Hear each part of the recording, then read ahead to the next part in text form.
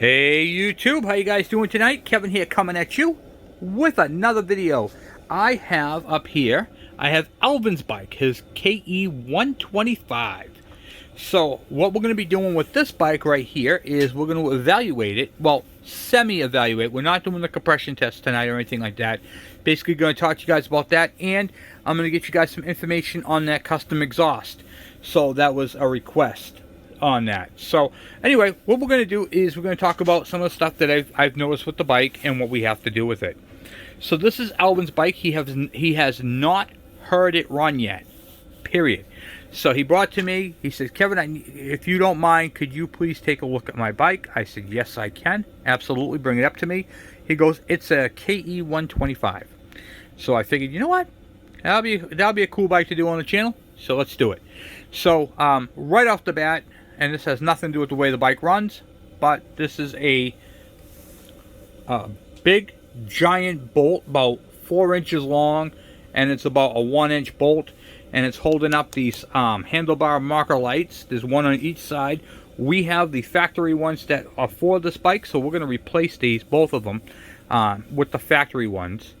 So you guys got to pay attention to detail, okay? So some of the things that I looked for, I saw there's electrical tape up in here, but it looks like it's just to cover the wiring. It's not for the wiring being cut, which is good. And I noticed the wire is pulled out of the little tab here. This wire right here sits inside that tab. We'll pop that back in. Going down, I took the battery out. I got the battery right there, it needs to be charged. And they cut and stripped the end of it off, so we have to put a new end on that. A bullet connector, that's what they're called. And you can see all the wiring is just frail and twisted together. That one's soldered. Then you got your fuse box right here, and that end right there, it's just terrible. Okay, and then of course, you know, you got the ground and the other positive that goes on the other side of that battery, and you can tell it's been discolored, so it most likely has gotten hot. This bike right here came in for weak spark. They tried messing with it, trying to get spark. They mounted the coil down here, which is common. There is so much, guys. There is so much. This is your neutral safety wire right here for your neutral safety light. That is disconnected. The pigtails coming up. This is the same as a KE100, by the way. And you have right here, you have your green is your neutral safety light right there, up on your handlebars. I mean on your gauges. The black is your ignition, and then the two yellows right here are your charging. So you got those. These wires right here are all plugged into the correct spots, so they just need to be tucked back up. And then we have a couple of broken wires. Okay, why are these wires broken?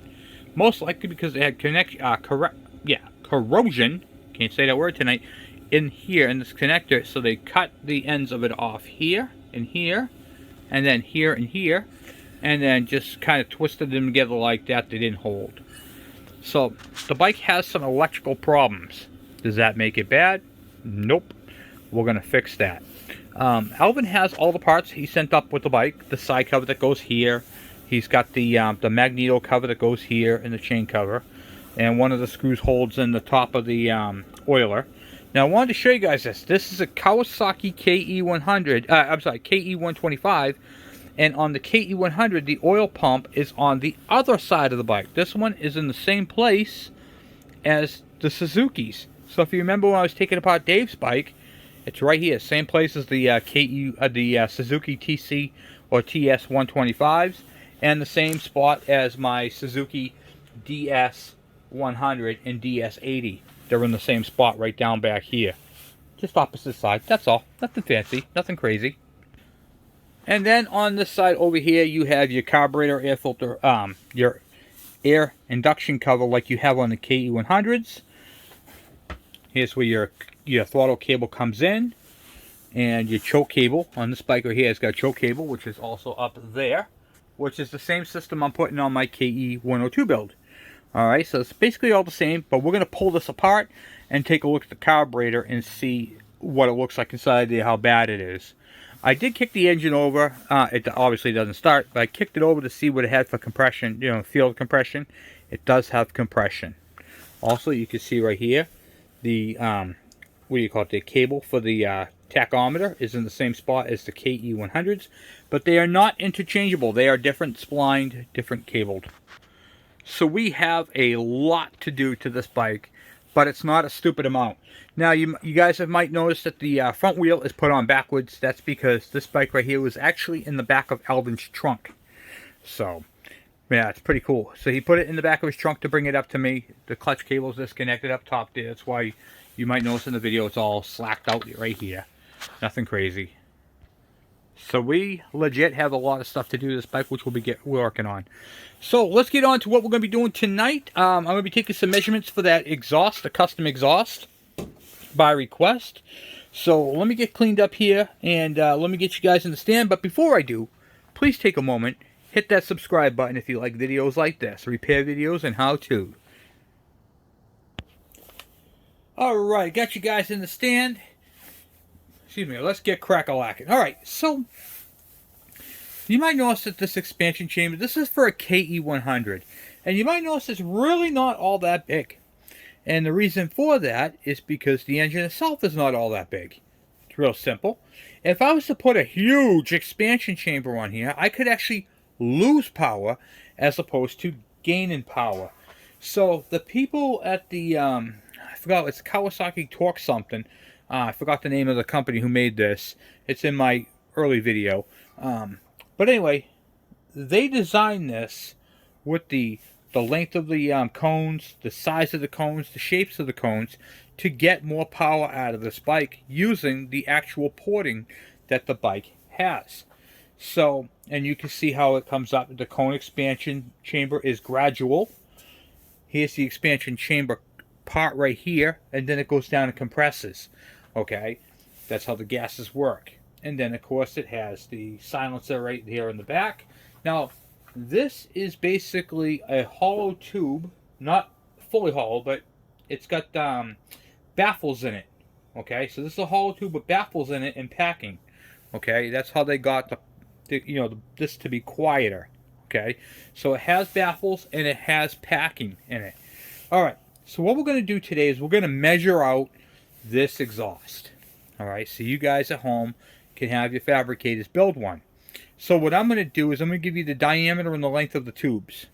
Okay, and I'm going to measure it from here to here, here to here, and the length of the cone. All right. So get yourselves a pen and paper. I'm going to move you guys over here so you can see what I'm doing. And we're going to measure, this is going to be cone 1, this is going to be the collector, and this is going to be the rear cone, number 2. Alright? So let me get you guys, hold on. Alright, so what we're going to do is we're going to start measuring the thickness from here to here. Alright? So I got this thing on my, let's see, it's on inches. I don't think that's going to work out too well. Let's go with, let's go, hold on one second.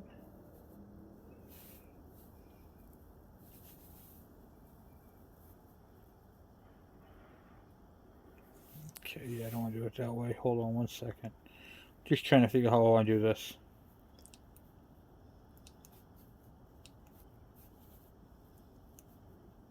And I keep passing where I'm going to go. Okay, all right, so I got it in fractions, and now we're going to do the front cone here.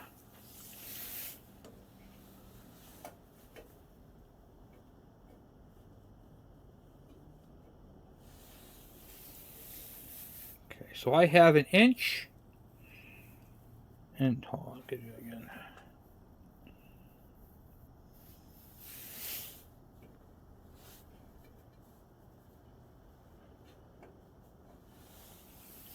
Inch and 35/64. So this front cone is going to be 1 inch and 35/64.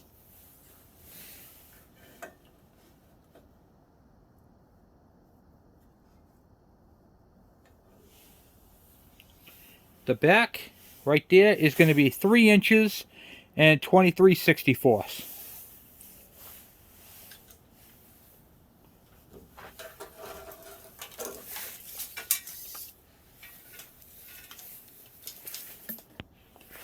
Okay. Let's take this, go this way.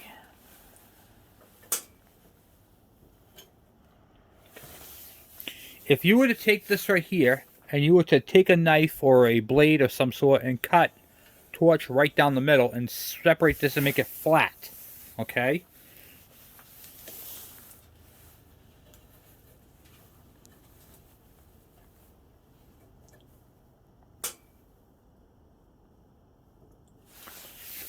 This right here is going to be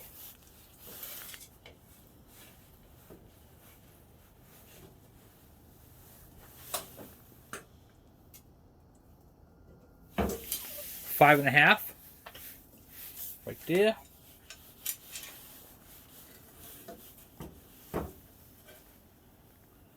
And 11.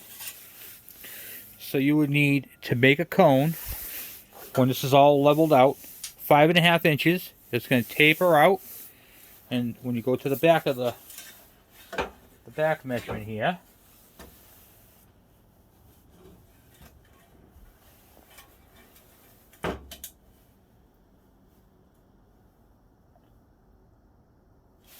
the back right here is going to be 11.25. Okay. Oh, wait a minute. Hold on. I think I was measuring. Hold on. Nope, that's not accurate. I've got the little guard on there. I measured that in there with it.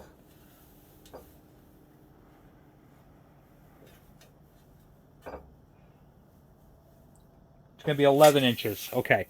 So this is going to be 11 inches. All right, your cone. Now, you can see how it's angled. So I'm going to take the measure from the top of the angle to here, and then from the shorter part of the angle to here.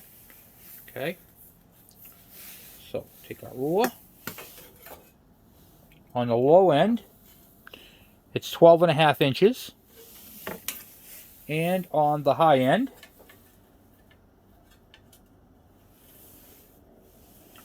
13.5. So you got 12.5 and 13.5. So when you draw out those measurements on a piece of paper, that's going to give you the cone measurements for this cone. Now for the back part here. We know this one's 11. This side over here is slightly smaller.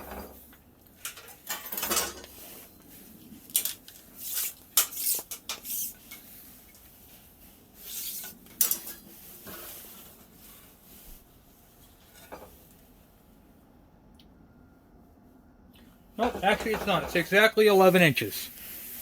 So this tube right here, you're going to cut these straight on a you know, take your sheet metal. You're going to cut a straight piece, and it's going to be 11 inches when it's laid out flat. Back and front. This is probably going to be the easiest part to make on this whole build.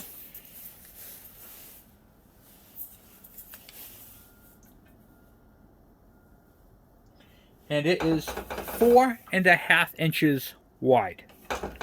Okay, moving on to the next cone. So we know the top of the cone right here is going to be 11 inches. Okay, we know that already. So we're not going to remeasure that. Now we got to do the bottom part.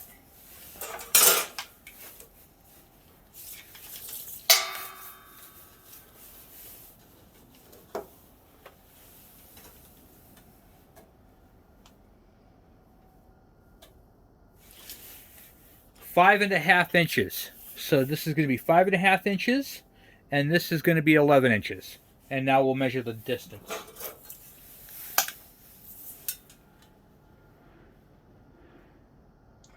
Okay, from here, this weld to this weld is 6.5 inches. So 6.5 inches there, and 6.5 inches in the back. But it is offset. You can see how it's not straight. It's not a straight cone. You can see how they moved it like that. So you're going to have a little bit of a time doing your making that cone that shape. So, but it can be done. It's been done before. Alright, so that's the shape of your cone right there. It's not a straight cone. It's a straight on the back, and then it angles out. Now, I'm going to give you guys a little tip.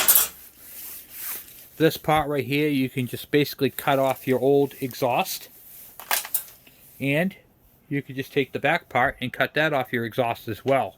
So now you already have your header pipe and your tailpipe, and now you just got to make the 3 cones. So, and then put them together, and that's pretty much how it is going to be.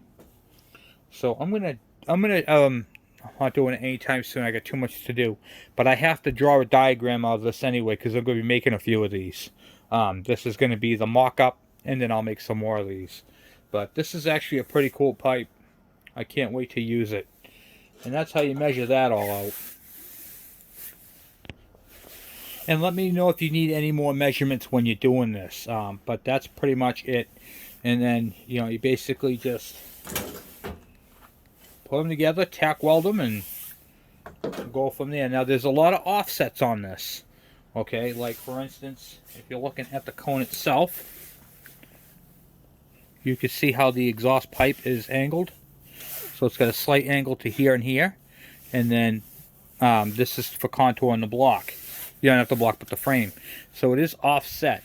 You just have to make sure you're doing those cones correctly.